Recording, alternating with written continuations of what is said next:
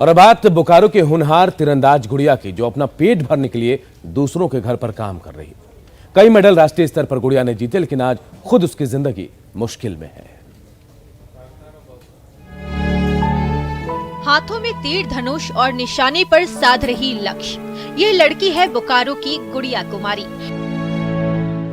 महेशपुर गांव की इस बेटी ने कभी प्रदेश से लेकर राष्ट्रीय तीरंदाजी प्रतियोगिता में कई मेडल हासिल किए थे और परिवार के साथ ही राज्य का नाम रोशन किया था। लेकिन आज गुड़िया खेल की जगह दूसरों के घर जाकर काम करने को मजबूर है। 2 जून की रोटी कमाने के लिए गुड़िया मजबूर है, क्योंकि परिवार की माली हालत खराब जो है। सर पहले जॉब चाहिए सर, क्योंकि हमारे परिवार की आर्थिक स्थिति बहुत खराब है। हम खेले कि घर का आर्थिक स्थिति को देखें, दोनों तो सर हम नहीं ना कर सकते हैं। और प्लस हमको वैसा ग्राउंड चाहिए सरकार के तरफ से, जो हमको बोकारो में ही रहकर हमको खिला सके, प्रैक्टिस करा सके। एंजेला सिंह गुड़िया की कोच है। इन्होंने बोकारो की एकमात्र आर्चरी अकादमी में इसे तीरंदाजी के बेहतर प्रशिक्षण प्रदान किया, लेकिन किन्हीं कारणों से अकादमी बंद हो जाने के बावजूद गुड़िया ने हार नहीं मानी। ये अपने घर पर ही पुआल और टूटे फूटे सामानों से लक्ष्य केंद्रित कर लगातार प्रैक्टिस करती रहती हैं। गुड़िया की कोच का भी मानना है कि ऐसे होनहार खिलाड़ी को आर्थिक मदद तभी मिल सकती है जब सरकार नौकरी दे। हम चाहते हैं कि हम लोग को थोड़ा गवर्नमेंट की तरफ से बच्चा जो जितना खेले है उसी हिसाब से एक नियोजन रिजर्वेशन मिल जाए, नौकरी मिल जाएंगे, तो कम से कम वो अपना खा के घर से निकलेंगे तो कब तक कुछ कर पाएंगे। साल 2017 में राज्य स्तरीय सब जूनियर तीरंदाजी प्रतियोगिता में गुड़िया 2 बार सिल्वर मेडल जीत चुकी हैं। लेकिन दर्जनों मेडल और सम्मान पत्र मौजूद होने के बावजूद गुड़िया आज मुफलिसी के दौर से गुजर रही है। खुद आर्चरी की नेशनल चैंपियन रह चुकी एंजेला को भी अपने इस धनुर्धर पर गर्व और भरोसा है। ऐसे में जरूरत इस बात की है कि सरकार ऐसी प्रतिभावान खिलाड़ियों का सम्मान करे, नौकरी देकर उसकी आर्थिक मदद करे, ताकि गुड़िया के सपनों को भी पंख लग सके। मृत्युंजय कुमार, न्यूज़ 18, बोकारो। कटिहार का रहने वाला छोटू कभी बाल मजदूर था, लेकिन आज वो अपने गांव के बच्चों की तकदीर बदलने में लगा है। इंटर तक की पढ़ाई करने के बाद छोटू अपने गांव के बच्चों को निःशुल्क शिक्षा दे रहा है।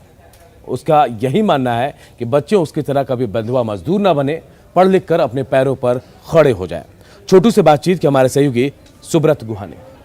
छोटू कभी बाल मजदूरी करता था और परदेश गया हुआ था, लेकिन किसी तरह सामाजिक संस्था के द्वारा वो मुक्त हुआ और अब वो गांव में ही इस तरह का फ्री कोचिंग चला रहा है, ताकि गांव के बच्चे बाल मजदूरी का शिकार ना हो। सबसे बड़ी वजह है कि ये छोटू इससे क्यों ऐसा कर रहा है और किस तरह से ऐसा सोचा है। क्या करते छोटू, कैसे पढ़ा रहे, क्या सोचा है इसके पीछे?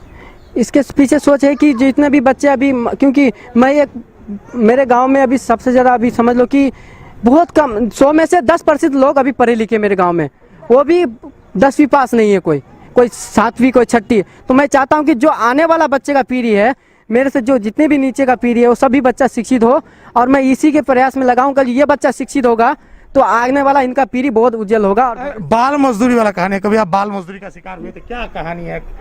आज से तकरीबन 10 से 11 साल पहले मैं एक बाल मजदूर था कि मेरे घर की स्थिति खराब होने के कारण यहाँ से मुझे बाहर जाना पड़ा, और वहाँ पे मुझे 4 साल वहाँ पे काम किया मैं। उसके बाद फिर वहाँ पे वचन बचाओ आंदोलन के द्वारा मुझे वहाँ से रेस्क्यू किया भाई साहब जी के द्वारा, और मैं फिर बाल आश्रम गया, वहाँ पे रह करके अपनी आगे की पढ़ाई की पूरी। कहाँ तक पढ़े? अभी इंटर तक मैं पढ़ाई किया हूँ। शिक्षा के इस रोशनी के सहारे छोटू आने वाले दिनों में इस गांव के भविष्य के सुधारने की जो कवायद कर रहे हैं, उसको लेकर भी लोग बहुत संतुष्ट हैं। आइए सामाजिक प्रतिनिधि, कैसे देखते हैं छोटू की इस पहल को, कैसे देखते हैं? बहुत बढ़िया है। छोटू कैसे क्या करते हैं? छोटू जब बच्चे में पकड़ा गया था, 8 साल या 9 साल उम्र का था, पकड़ा गया था दिल्ली में।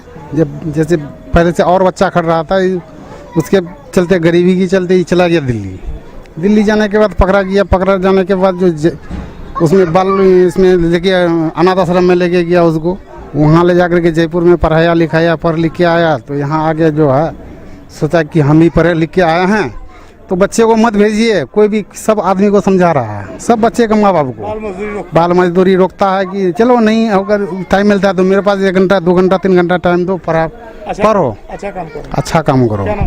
मेरा नाम जफीर आलम।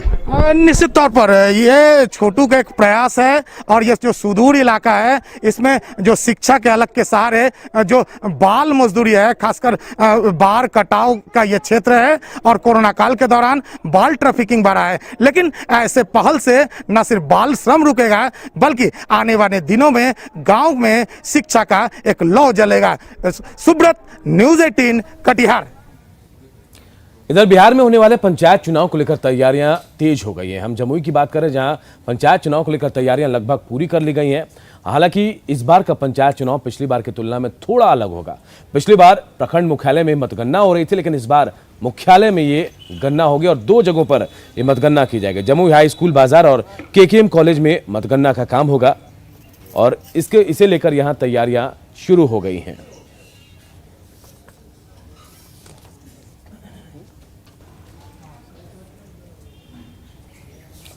तो पंचायत चुनाव होने वाले हैं बिहार में और इसे लेकर पूरे प्रदेश में तैयारियां चल रही हैं। लेकिन जो तस्वीरें हम आपको दिखा रहे हैं जमुई की तस्वीरें, जहां इस बार पंचायत चुनाव को लेकर खास तैयारी की जा रही है।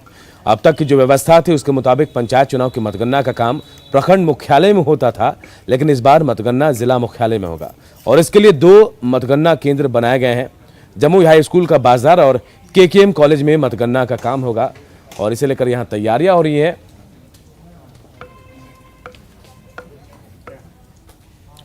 और इस बुलेटिन में इतना ही, लेकिन खबरें लगातार जारी। देखते रहिए न्यूज़ 18 बिहार झारखंड।